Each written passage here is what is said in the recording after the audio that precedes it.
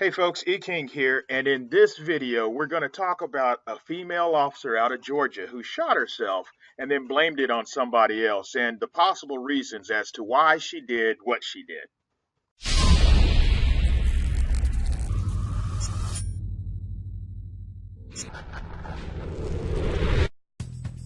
So this here is Sherry Hall. She's was a police officer in a small town in Georgia, and she was on patrol one day in the outskirts of town, just in the middle of the day, wasn't even on a routine traffic stop, and then all of a sudden calls in, call on the radio, and says that she was shot by a black man. Let's go ahead and roll the clip. Now, I did, just a little sidebar here, I did verify that this indeed is her name. I went on the dark net and was able to pull up all of her information, home, address, everything. So it's on the dark net. I'm not going to talk about that in this video because that's not the scope of this topic. If you do want to learn how to search for people on the deep web or the dark net, check out my bounty hunter training videos that I have, and you can do that by hitting the subscribe button, and all those videos will pop up as well. But I did verify her number, her address, her name, where she worked. I also verified though that she had all kind of aliases. She's used all kind of aliases and for utility bills, for credit, and we'll talk about this some more on the other side of the clip. So let's go ahead and roll the clip, and I'll just leave it at that right now. Police officer lied about getting shot in the line of duty. Well, now there are warrants for her arrest. The GBI just announced that Jackson police officer Sherry Hall will face a list of charges. Now, they include making false statements, tampering with evidence, and violation of oath of office. Well, agents say that Hall reported that she confronted a black man who was standing near a wood line in a cul-de-sac, and he shot her. But agents now say that was a lie. Fox 5's Morris Diggs just got information from the police. The story this Jackson officer told about some black man shooting her is not true, according to the authorities.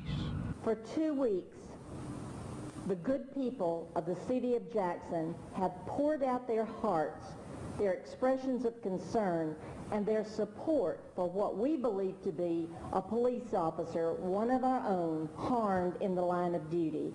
I share their disappointment in what we now believe to be a ruse. Officer Sherry Hall did take a bullet, and this was a scene she reported. The story was that she approached a motorist, and without any confrontation, he fired a shot, striking her vest. Hall told her bosses, including the chief, she returned fire with 2 shots. Gary Long is the sheriff of Butts County. A lot of times humans make mistakes, and we expect mistakes to be made. Cops are just that. They're humans and they make mistakes. This is not a mistake. This is a criminal. GBI was brought in to look at it. The internal video evidence indicated just 2 shots, not a third round that might have come from the unknown shooter. What could be the motive for an alleged ruse? In many law enforcement agencies, if an officer accidentally shoots him or herself, that officer can be terminated. Does that rule exist in your police department? That rule does exist. However, it's always a mitigating circumstances. Again, situation of that caliber, we would have an independent agency to still look at that. Now, this officer faces 4 charges, including violation of oath of office and making a false statement. She voluntarily checked herself into a private facility for some treatment unrelated to any physical wounds. Butts County Sheriff Gary Long told me as soon as the doctor releases her, he will put her behind bars. So I saw another 25-minute video of the mayor, the sheriff, the police chief, and the GBI all trying to be proactive and diffuse any racial tension that may be brewing as a result of her shooting herself and then blaming it on a black guy. Okay, I'll leave a link for you in the description below if you want to check that out for yourself. There was also, in that video, there was also a second gun that she had. So it is looking like that she shot herself. It was probably her backup gun. This is my personal opinion. Always, I want your feedback though. Let me know. Do you think I'm right, wrong, crazy?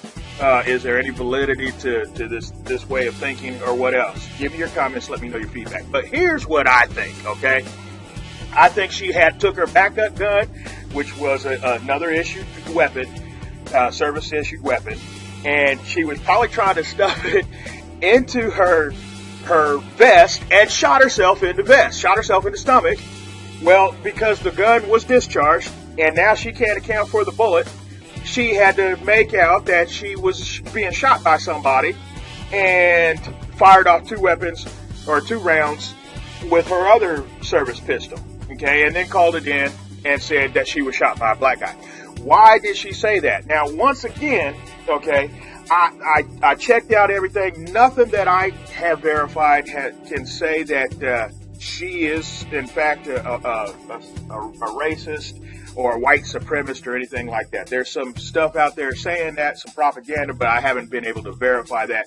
I'm not here to say that whether she is or isn't. The thing and the thought and possibility that I want to talk about is, why did she blame it on a black guy? Well, maybe here's a possibility. I call it the boogeyman syndrome, because there's a certain type of people who has been vilified and to be the boogeyman. So when she panicked under being questioned, the first thing that came to her mind was the boogeyman. All right. I think that's what we've got going on here more so than anything else. So in actuality, if anything, I'd say she's a terrible liar and doesn't handle pressure well. She can't answer questions under pressure well. That's my topic on that. Now, as far as management goes, though, let's talk about that just a little bit. And before I get into talking about the sheriff, the mayor, the GBI, the police chief, and all of them, let me tell you this, okay? So, aside from doing bail bonds for the past 20 years, I've done a few other things as well. In fact, I used to work at industrial facility and supervise about 600 personnel. And I would probably train as well as hire, discharge, train all of these personnel. And I'd probably let go about 10 to 20 people a day. And I also, though, would hire 10 to 20 people a day. Okay? So know just a little bit about how the whole interviewing process goes, selection of personnel, how to screen people, that kind of thing, how to vet people. And now that's said, take all of that and keep that in the back of your mind. But here in 15 minutes time, I was able to get on the deep web. And again, if you want to learn more about that, check out some of my other videos. But in 15 minutes time, I was able to get on the deep web and find out that there's some credit issues, there's some alias issues, there's all kind of other things going on to where enough red flags were raised for me to realize that this woman was not a qualified candidate to be a police officer. That's why I'm saying management is being more reactive than proactive. If I could find that out in 15 minutes, then why are we even having this conversation in the first place, okay? The due diligence should have been done on the forend and not now. And all of this would be a moot point. So just let me know your thoughts on that. Just something to think about there. What are your thoughts? Give me some comments and feedback down below. And let's get some dialogue going on this like we do everything else. Well, that's going to do it for now in this video. Just as always, know that myself and the entire BEN group is always watching over you. So just let me know if there is ever anything that I can do to help you in business or otherwise.